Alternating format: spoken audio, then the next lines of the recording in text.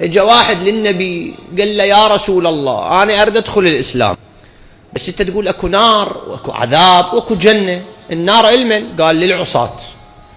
قال له زين، أنا عندي معصية الله ما يغفرها، معصية كبيرة الله ما يغفرها، فليش أدخل الإسلام وتعب روحي؟ أنا ذنوب كبار ما تفيد. فالنبي ايش قال له؟ قال له إن الله يغفر الذنوب ولو كانت بقدر الجبال. قال له يا جبال يا شنو، أنا ذنوبي أكبر من الجبال.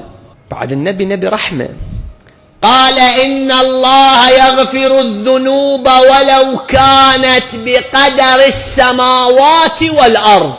قال له وذنبي أكبر من السماوات والأرض. قال له تعال شو مسوي لك؟ شو عندك؟ شو مسوي لك من طرقاعته؟ شكو؟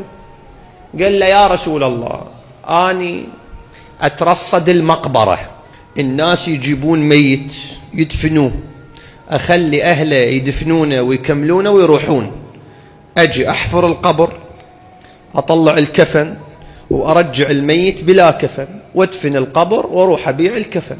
فد يوم من الأيام جابوا جنازة أهلها دفنوها وراحوا، فأنا لما راحوا طلعت الجنازة من القبر، من طلعت الجنازة من القبر وإذا هاي مرأة وجميلة وبعد شابة وكذا وكذا، فسول الشيطان لي ففجرت بها، فعل بها الفاحشة. ولما فعلت بها الفاحشة بعد نفسي تعبت، يعني مالي خلق، أخذت كفنها وتركتها ورحت. وأنا ماشي مسافة صوت من هاي الجثة قالت لي يا عدو الله سلبت كفني وفجرت بي وفضحتني. ثلاث جرائم بنفس الوقت، وين تروح من الله؟ قال لي أنا هاي معصيتي فمستحيل الله يغفر لي.